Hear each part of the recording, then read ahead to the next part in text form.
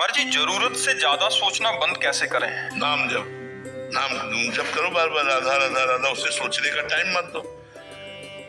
जो डिप्रेशन में पहुंचता है वो अधिक सोचने वाला पहुंचता है। ओवर थिंकिंग, निगेटिव सोच, ये तो पहुंचा देती है डिप्रेशन में। हमको नाम जप के द्वारा इसे रोकना है। जब हमारा पाप नष्ट हो जाएगा तो मन शांत, निर्मल और स्थिर हो जाता है। जैसे जैसे पाप बढ़ते मन चंचल, अशांत और बड़ा खिन्न रहता है। तो हमको नाम जप के द्वारा अपने पापों का नाश करना है। नाम जप के द्वारा ओवर थिंकिंग को रोकना है। नाम जप के आनंदित होना है। पकड़ लो, बस नाम जप पकड़ लो। सब दवाओं की दवा नाम जप पकड़ लो। जो नाम प्रिय हो आपको, खूब नाम जप करो। जब मन ओवर थिंकिंग में लगे, राधा राधा राधा राधा राधा राधा, यही बचा सकता है। और आप करके देख लो। भाई यहाँ पैसा तो लगता नहीं है कि भाई इतने रुपया में ये बात मिली है, लेकिन अमूल्य है। इस बात की कीमत तुम दे ही नहीं सकती हो। अगर राधा राधा जपना शुरू कर दो और आप देख लो कि आपका मंगल होता है कि नहीं, आपका हृदय नाच पड़ता है कि नहीं। मीरा जी नाच पड़ी, पायो जी पायो मैंने नाच पड़ी। वस्तु अमोलक दी मेरे सतगुरु, निस दिन बढ़त सवायो, पायो जी पायो मैंने। प्रवीण जी, राजस्थान से। राधे राधे महाराज जी। महाराज जी, अक्सर आपकी वाणी से सुनते हैं कि हम तो गवार हैं, हमें भी आप जैसा गवार बनना है। ये डिग्री कैसे मिलती है महाराज जी? अब गवार है तो गवार है। जी, हमें तो लगता है कि आपसे इंटेलिजेंट इस जगत में कोई नहीं। बस ये है कि अपने प्रभु के हैं ना, और प्रभु सबसे बड़े। उनको ज्ञानी कहो, उनको महान कहो, जो कुछ है तो बड़ों के हैं, इसलिए ये बात है। वैसे तो हम गवार हैं, वैसे तो गवार हैं, पर इतने बड़े के हैं कि इसीलिए वो सब करे करावे, आप सब जने बढ़ाई दे। बहुत बड़े के हैं ना, प्रभु के दास है। तो वही सब मूकम करोति वाचालम पंगुम लंघयते गिरिम यत् कृपातमहं वंदे परमानंद माधवम। मूक से गूंगे से बुलवा दे, लंगड़े से पहाड़ फंदवा दे, ये उन्हीं का प्रताप है। नहीं तो हम गांव के कक्षा 9 पढ़े, हाई स्कूल में फार्म नहीं भरा और भाग पड़े। और कहीं व्याकरण और संस्कृत और सत्संग कहीं सिखा ले, गंगा किनारे ऐसे भगवान के आश्रित रहे। तो इसीलिए कहते हैं कि हम तो गंवार हैं, लेकिन हमारे मालिक का प्रताप है, जो वाणी का प्रभाव पड़ रहा है, जो बड़े बड़े।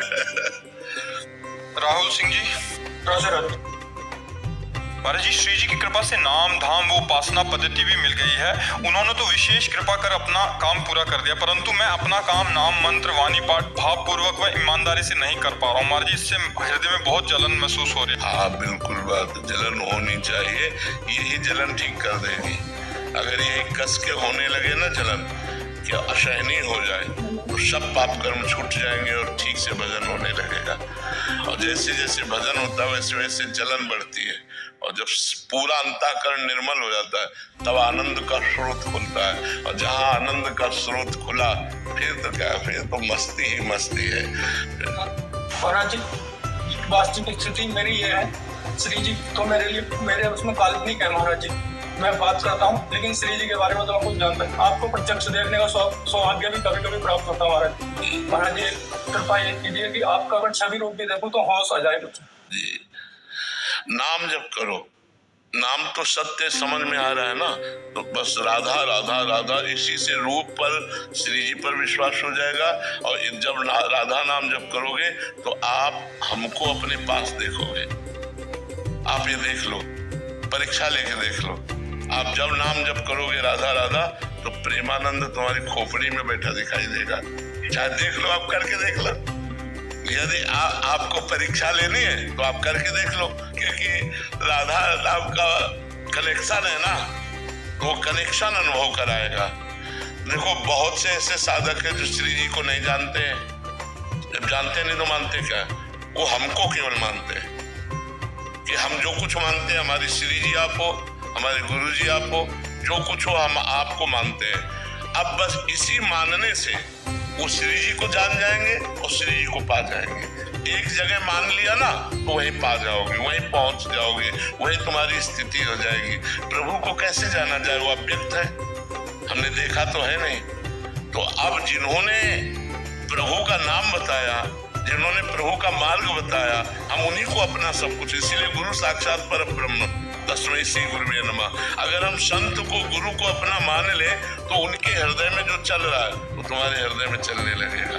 ये ब्लूटूथ सिस्टम है। सिस्टम समझते ना, ब्लूटूथ सिस्टम। आप अपना ब्लूटूथ सिस्टम खोलिए, हम अपना खोले और जो चाहे आप वाले में भेज दें। तो अपना हृदय खोलकर गुरु के सामने रख दीजिए, गुरु अपना हृदय खोल दे तो गुरु के हृदय की वस्तु शिष्य के हृदय में पहुंच जाती है। ऐसे ये मार्ग चला जाता है। और खूब नाम जप करो, नाम जपने में बेईमानी मत करो, फिर आप देख लेना सब आनंदमय हो जाएगा। अमित कुमार जी, चंदौली से। राधे राधे महाराज जी। महाराज जी, पिछले 3 सालों से आपको सुन रहा हूँ और आपके व श्री जी की कृपा से भागवती के रास्ते पर चलने का पूर्णतः प्रयास कर रहा हूँ। महाराज जी, मेरा प्रश्न है कि नाम जप के अलावा यदि मैं ऐसे असहाय जीव की रक्षा के लिए जोखिम लेकर प्रयास करूँ पुण्य, तो मुझे भगवत प्राप्ति नहीं होगी? नहीं, पुण्य होगा, भगवत प्राप्ति नहीं। बरु सिकता दे बरु तेल, बिनु हरि भजन न भवतरी, या सिद्धांत अपेल अपेल।